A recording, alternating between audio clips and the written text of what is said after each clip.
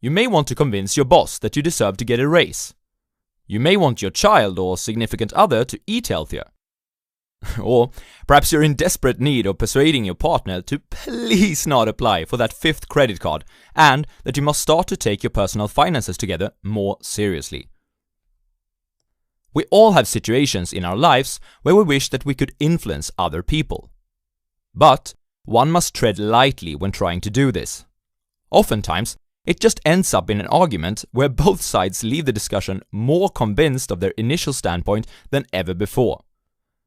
But there are techniques that can help you avoid this, where resistance and tunnel vision are replaced with conformity and cooperation. In this video, we'll go through some of these techniques, as this is a top 5 takeaway summary of How to Win Friends and Influence People, written by Dale Carnegie. Let's dive into the 5 takeaways. 2 fishermen were competing in a fishing contest. One of them thought, I like strawberries and cream, so therefore I will bait the hook with strawberries and cream. The other one thought, I don't really like maggots. However, I think fish like maggots a lot, so therefore I will bait the hook with maggots. Who do you think won the competition? It is necessary to bait the hook to suit the fish, and the same principle applies to people as well. The only way on earth to influence other people is to talk about what they want and show them how to get it. So, takeaway number 1 is arouse in the other person an eager want. If you, for instance, would like to convince your boss that you should get a raise, it is quite useless to state your own reasons for wanting this. Instead, show and tell why it would be in the best interest of your boss for you to have a higher salary. Or let's take the example of convincing your kid that he should eat healthier foods. Again, there's no point in stating your own reasons for wanting him to do so. Instead, show and tell why it would be beneficial from his perspective. And when trying to persuade your spouse that it would be beneficial if you were to save and invest more, the same rule applies. Whatever your motives are, he or she is probably not so interested in them. Instead, ask yourself, how can I make this person want to do it? Start to see things from other people's perspective, and you've come a long way towards being more influential. Now, before we move on to the next takeaway, I encourage you to pause the video and think about a situation in your life where you want to influence. Try to think of a want that you can arouse in the other person that is also aligned with your want. Whether the situation is related to work, a relationship, or perhaps a friendship, that doesn't really matter. Just try to apply it and you will remember the advice more easily. Do that now, please. Did you pause? If you did, please comment with a thinking emoji down below for the YouTube algorithm. Meanwhile, we'll move on to the next takeaway. Tommy T was the school's most notorious bad boy. He caused fights among the boys of the class, teased all the girls, and was fresh to the teachers. Mrs. Hopkins, one of the teachers of the school, was just about to get Tommy in her class for the new year. She was filled with anxiety. However, she took a different approach with Tommy than what teachers had done previously, as their methods didn't really seem to work. During the first day, when greeting the new students of the class, she made little compliments to them.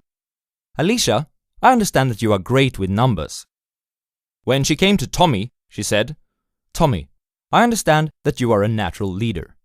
I am going to depend on you to help me in making this class the best one in the school this year. She reinforced this during the following few days by encouraging the boy. Tommy now had a fine reputation to live up to, and he did not disappoint. Takeaway number 2 is, give the other person a fine reputation to live up to. If you want to improve a person in a certain characteristic, act as if he already possesses this characteristic. There's a saying that if you give a dog a bad name, you may as well hang him. But try to give him a good name and see what happens. Let's return to our examples.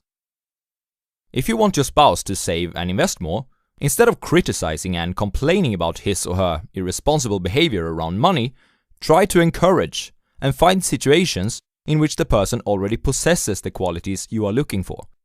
Emphasize these. And perhaps you should also give up responsibility in certain areas regarding your personal finances, and show that you entrust the other person with this. Most likely, they will try their best to not let you down. In which one of the following situations do you think that person A is more likely to convince person B to her way of thinking? Situation 1. What? Investing money? That doesn't sound too fun. Nah, I think I'm gonna buy myself that suit we saw the other day. We still have $200 left from this month's salary anyways. Oh, you really are hopeless when it comes to money. It's so obvious that I'm the only one in this household with a degree in economics. I tell you, if we keep spending like this, we will have to work forever. You know what? No. I decide that we will take this money and we will put it in the stock market. Situation 2. What? Investing money? That doesn't sound too fun. Nah, I think I'm gonna buy myself that suit we saw the other day. We still have $200 left from this month's salary anyways. You would look so good in that suit, darling. You think? Thanks, babe. Do you remember when we met that 40-year-old couple during our last trip to Sweden? The ones who had retired already? Yeah, I remember them. Why? You and I said that it would be wonderful to have the same kind of freedom as they had, at such a young age. Yeah, I was actually quite jealous when they talked about how much time they have to spend with their kids. Didn't they say that it all started when they decided to invest $100 every month and put that money in the stock market? The situation in which there's a higher probability to convince person B is, of course, in situation 2. Takeaway number 3 is that the only way to get the best of an argument is to avoid it. This is how an argument often ends. Even if you win it and convince the other person that he is wrong, which may prove to be difficult, pride will make it tough for the other person to back down. Instead, what you want to do is to agree on the points in the other person's argument that you resemble with. Then, after you've left the subject, you move on to talk about your point of view and the pros that are associated with that. There's a bonus takeaway on how to influence people hidden in conversation 2, by the way. Comment down below if you can find it. Also, I will present it in the end of this video. Have you ever thought about why every single infomercial looks like this? A regular towel doesn't work wet. This works wet or dry. This is for the house, the car, the boat. Watch how OxyClean unleashes the power of oxygen, making tough stains disappear like magic without fading or bleeding the colors. Proactive is an easy 3-step system that works for all ages, all skin types. It is because it's not enough to merely state the truth. The truth must also be vivid, interesting, and dramatic.